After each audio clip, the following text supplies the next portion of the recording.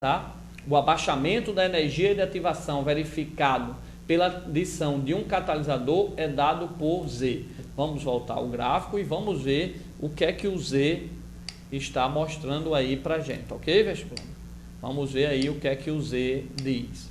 Olha, observem que o Z está aqui na figura, ó. O Z, tá? Ele é o que? É a diferença entre o complexo ativado sem o catalisador, como nós já vimos, o gráfico maior é sem o catalisador, e do complexo ativado com o catalisador. Então o Z, né, está correspondendo ao que?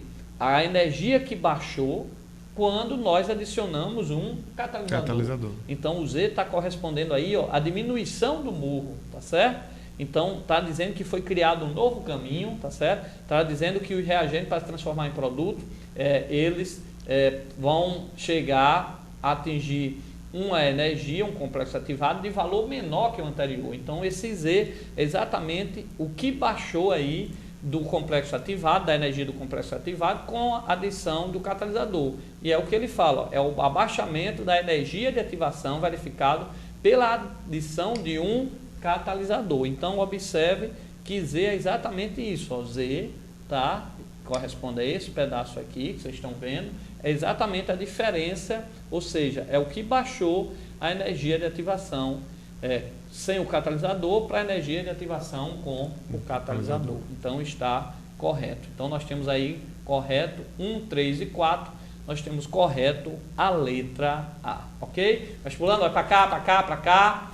Nós vamos continuar aqui fazendo mais uma questãozinha aqui de cinética química, tá? E ele fala aí sobre uma questão bem interessante, tá? Que o professor Kleiber vai ler e em seguida vai resolver aí para vocês, ok? Professor Kleiber, olha aí na telinha. A oxidação da glicose no nosso organismo, levando a dióxido de carbono e água, é um processo bioquímico. O perfil energético dessa reação pode ser representado esquematicamente pelo gráfico. O gráfico que vocês têm também muito parecido com o anterior. Só que o anterior, o gráfico era um gráfico de uma reação endotérmica.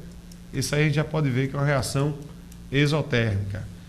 Né? Por que ela é uma reação exotérmica? Ela é uma reação exotérmica que, como o Luiz Carlos já falou anteriormente, você começa com mais energia no reagente e a reação termina com um produto de menor teor energético. Então, eu costumo dizer na sala de aula o seguinte: quando a reação começa com pouco e termina com muito, é porque ela é uma reação endotérmica.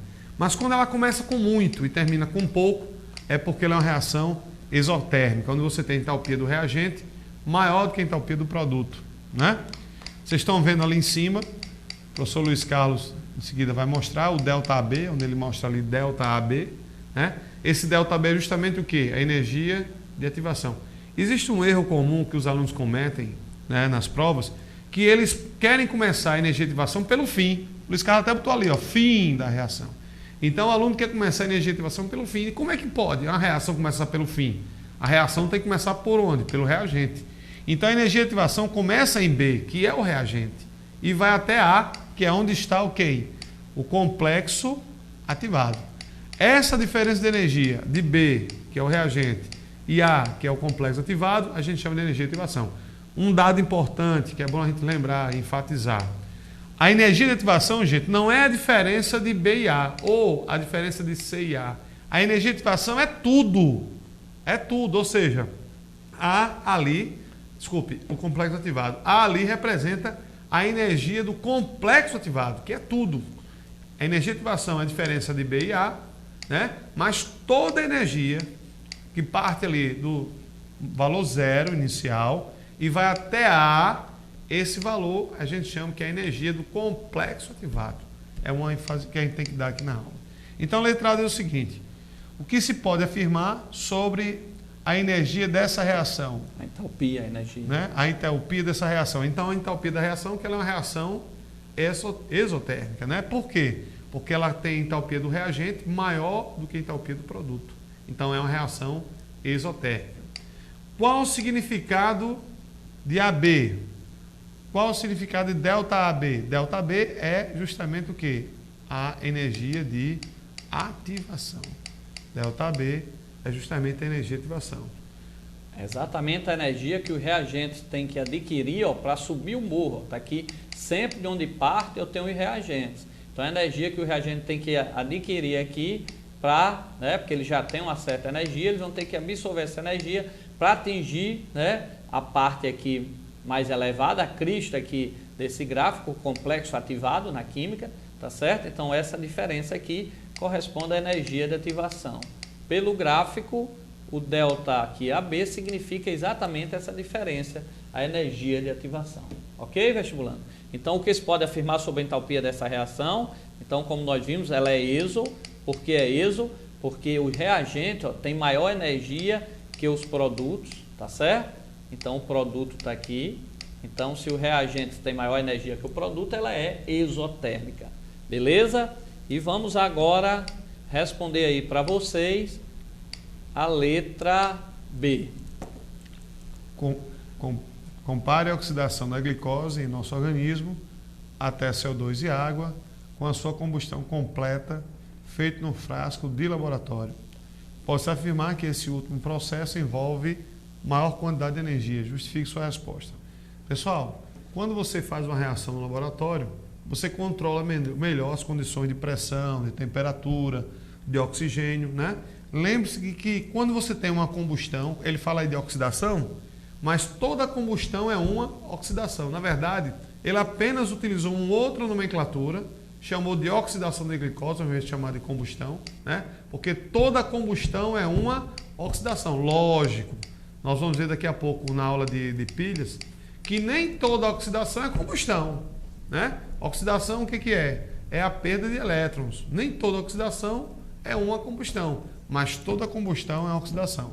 Então, como você controla melhor a concentração de oxigênio? Lembre-se, a combustão usa oxigênio. Então, como você controla melhor a quantidade, a concentração do oxigênio que entra no processo? Então, você vai ter uma combustão melhor. Como ele disse aí, uma combustão completa. É uma combustão de toda a glicose, nesse caso, vai ser transformada em CO2. Por quê? Porque você pode ter combustão incompleta também. Combustão incompleta, você tem parte dessa glicose se transformando em monóxido de carbono ou simplesmente parte da glicose se transformando em fuligem, que é o carbono. Você percebe isso quando, por exemplo, você vê um automóvel, é comum a gente ver nas cidades, os ônibus, né, esses carros maiores, lançando fumaça, lançando fuligem na atmosfera. Então, essa fuligem, esse gás que você vê, que é preto, que na verdade todo o gás é incolor, ele está preto ali por causa da fuligem, então é resultado de uma combustão incompleta. E que nesse caso aí, né, professor, como ele falou, se trata então da combustão da glicose no organismo, né, e da combustão até CO2 e H2O, né? Então, ele garantiu que seria todo também uma combustão completa, né, uma oxidação completa no organismo, como a feita no laboratório. Então, nesse caso aí, nós teríamos, nesse último processo, né, envolve maior quantidade de energia, a gente veria que, na verdade, pelo que foi dado aí, eles teriam o mesmo envolvimento de energia, porque ele pediria aí o ΔH, seria exatamente o que interessa, é o estado final e o estado inicial. Então, se ambas têm combustão completa, então você vai ter o mesmo teor energético. O mesmo teor energético. Né? Okay. Mesmo sabendo que a glicose no nosso organismo, ele não passa por um processo direto, ela ocorre por etapas, mas a lei de Hess garante o quê? A lei de Hess vai garantir que não importa o caminho que a reação siga, não importa, a reação pode ter 10 etapas. A energia, o conteúdo energético vai ser o mesmo de uma reação direta. Então a gente sabe que quando a glicose entra, por exemplo, no ciclo de Krebs, começa logo pela quebra da glicose em ácido pirúvico, né? Então você vai ter essa quebra transformando em 2 outros componentes que vão ser quebrados para transformar em ATP. Então envolve etapas diferentes essa cadeia respiratória. Diferente de você fazer a combustão direta da glicose no laboratório, que é isso que ele está enfatizando. Porém, o conteúdo energético é o mesmo. Agora, se o conteúdo energético for diferente, é aquilo que a gente estava explicando. Isso só pode acontecer se por acaso houver uma combustão incompleta, né? Porque na combustão incompleta, você não vai ter toda a transformação da glicose em CO2 e água. Mas como ele garante na questão que a combustão é incompleta, o conteúdo energético vai ser exatamente o mesmo, porque segundo a lei de Hess, não importa o caminho que a reação siga, a energia liberada ou absorvida só depende de quê? Do seu estado inicial e no estado final. Então, quando você soma essas equações, você tem o quê? Glicose, oxigênio produzindo CO2 e água. Então, o conteúdo energético é o mesmo. Ok, vestibulando. Olha aí no gráficozinho, só para a gente falar agora da reação inversa, né? Nós vimos que aqui eu tenho um complexo ativado, né? Sem catalisador. Lógico que aqui é o complexo ativado com catalisador, como nós já falamos. E nós observamos que se a reação for inversa, então ela vai ocorrer no sentido contrário, né?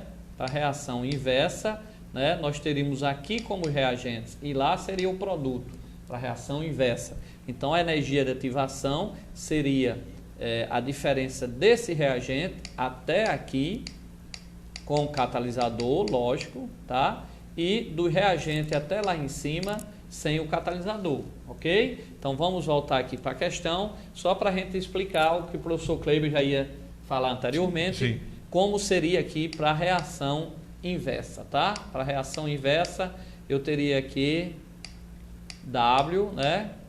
E R aí, né? Tá certo? É isso aí. Sei lá o que é isso aí, mas tá parecido. Eu pensei que era um T. Então vamos pro T. Turma, é o seguinte, porque o que a gente está falando aqui é de um cuidado que a gente tem que tomar, porque às vezes a prova da UFRN, ela não pergunta só a reação direta, ela pergunta também sobre a reação inversa. E vamos lembrar, se uma reação está em equilíbrio, né, ela pode ter dois sentidos. Aliás, se ela está em equilíbrio, ela tem dois sentidos. Ela tem o sentido direto e o sentido inverso. Então, se o sentido direto é endo, o sentido inverso vai ser exo, né? O ΔH muda? Só muda o sinal. O valor é o mesmo. Agora, a energia de ativação muda? Muda. Você vai ver que a energia de ativação da reação inversa, nesse caso aí, nesse gráfico, né, Luiz Carlos? Uhum. Vou mostrar de novo aí. Bora aí na telinha aí, vestibulando.